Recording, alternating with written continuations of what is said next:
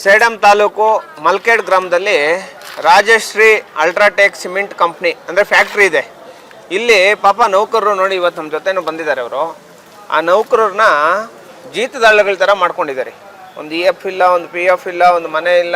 This video is sponsored by Max Multi-Speciality Hospital, 24/7 emergency trauma and critical care center with advanced services, located at Hagarga Circle, Ring Road, Gulbarga.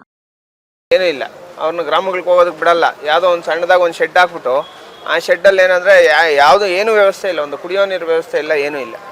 ಅವ್ರಿಗೆ ಶಿಫ್ಟ್ಗಳೇ ಇಲ್ಲ ಪಾಪ. ಈಗ shift ಅಂದರೆ 8 hour shift ಇರುತ್ತೆ. ಒಬ್ಬ ಮನುಷ್ಯ 8 hour ಕೆಲಸ ಮಾಡಬೇಕು ಅಂತ 17, 15, 16 ಅವರ್ ಕೆಲಸ ಮಾಡಿಸ್ತಾ ಇದ್ದಾರೆ. ತುಂಬ ಅನ್ಯಾಯ ಆಗ್ತಾಯಿದೆ. ಈ ವಿಚಾರಕ್ಕೆ ಸಂಬಂಧಪಟ್ಟಂಗೆ 17ನೇ ತಾರೀಕು ನಮ್ಮ ಕಾರ್ಮಿಕರ ಕಚೇರಿ ಅಂದರೆ ಸೆಂಟ್ರಲ್ ಗೌರ್ಮೆಂಟ್ಗೆ ಸಂಬಂಧಪಟ್ಟಂಥ ಕಾರ್ಮಿಕರ ಕಚೇರಿ ಸೇಡಂ ರೋಡಲ್ಲಿರೋಂಥ ಕಾರ್ಮಿಕರ ಕಚೇರಿ ಎದುರು ಹೋರಾಟ ಮಾಡ್ತಾಯಿದ್ದೀವಿ. ಯಾಕಂದರೆ ಕಾರ್ಮಿಕರಿಗೆ ಅನುಕೂಲ ಆಗಲಿ, ಈ ಒಂದು ಜೀತ ಪದ್ಧತಿನ ಇದು ಮಾಡಲಿ. ಮತ್ತು ಅರ್ಜುನ್ ಮತ್ತು ಮಹಾರಾಜ ಅನ್ನೋರು ಲೇಬರ್ ಕಾಂಟ್ರಾಕ್ಟ್ಸ್ ಇದ್ದಾರೆ. ಆ ಲೇಬರ್ ಕಾಂಟ್ರಾಕ್ಟ್ಸ್ ಏನವರು ಕಾಂಟ್ರಾಕ್ಟ್ ಲೈಸೆನ್ಸ್ ಇದೋ ಇದನ್ನ ಬ್ಲ್ಯಾಕ್ ಲಿಸ್ಟ್ ಮಾಡಿ ಆ ಇಬ್ಬರನ್ನೂ ವ್ಯಕ್ತಿಗಳನ್ನ ಅರೆಸ್ಟ್ ಮಾಡಿಸ್ಬೇಕು. ಯಾಕಂದರೆ ಸುಮಾರು 250 ಜನ ಕಾರ್ಮಿಕರಿಗೆ ಅಲ್ಲಿ ಸರಿಯಾದ ವ್ಯವಸ್ಥೆಗಳು ಮಾಡ್ತಾ ಇಲ್ಲ. ESI PF ಕೊಡ್ತಾ ಇಲ್ಲ. ಸುಮಾರು 9,000, 10,000, 11,000 ಈ ಥರ ಸಂಬಳ ಕೊಡ್ತಾ ಇದ್ದಾರೆ. ಅದು ಸಿಮೆಂಟ್ ಫ್ಯಾಕ್ಟ್ರಿಯಲ್ಲಿ ತುಂಬ ಕಷ್ಟಪಟ್ಟು ಕೆಲಸ ಮಾಡಿದ್ರು ಇಷ್ಟೊಂದು ಅನ್ಯಾಯ ಮಾಡ್ತಾ ಇದ್ದಾರೆ.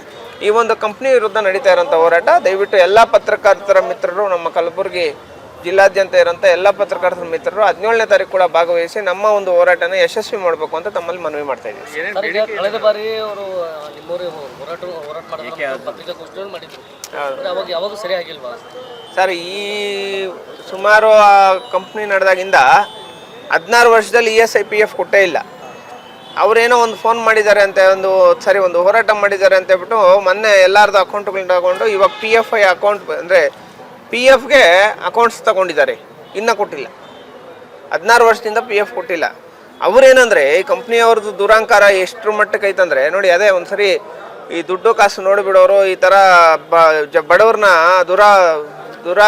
ಇದಕ್ಕೆ ಅವರನ್ನು ಅನುಕೂಲಕ್ಕೆ ಬಳಸ್ಕೊಳ್ಳೋ ಅಂಥ ಜನ ಯಾವುದೇ ಕಾರಣಕ್ಕೂ ಜನಗಳಿಗೆ ಅನುಕೂಲ ಮಾಡೋದಕ್ಕೆ ಅವ್ರಿಗೆ ಮನಸ್ಸು ಬರಲ್ಲ. 16 ವರ್ಷದಿಂದ PF ಕೊಟ್ಟಿಲ್ಲ. ನಮ್ಮ ಹೋರಾಟಗಾರರು ಅಲ್ಲಿ ಒಂದು ಹೋರಾಟ ಮಾಡಬೇಕು ಅಂತ ಹೇಳಿದ್ರೆ ನಮ್ಮ ಸಂಘಟನೆ ಮೇಲೆ ಹೋಗಿ ಸ್ಟೇ ತೊಗೊಂಡ್ಬಂದ್ಬಿಟ್ಟಿದ್ದಾರೆ ಕೋರ್ಟಲ್ಲಿ. ಹೋರಾಟ ಮಾಡಬಾರ್ದು ಅಂತ. ಹಂಗಾಗಿ ನಾವು ಕಾರ್ಮಿಕರ ಒಂದು ಇಲಾಖೆ ಎದುರು ಹೋರಾಟ ಮಾಡ್ತಾ ಇದ್ದೀವಿ. ದಯವಿಟ್ಟು ಪತ್ರಕರ್ತರ ಮಿತ್ರರು ದಯವಿಟ್ಟು ಬಂದು. ಸಂದೇಶ್ ಅಂತ, ಅಂಬೇಡ್ಕರ್ ಸೇವಾ ಸಮಿತಿ ಸ್ಟೇಟ್ ಪ್ರೆಸಿಡೆಂಟ್.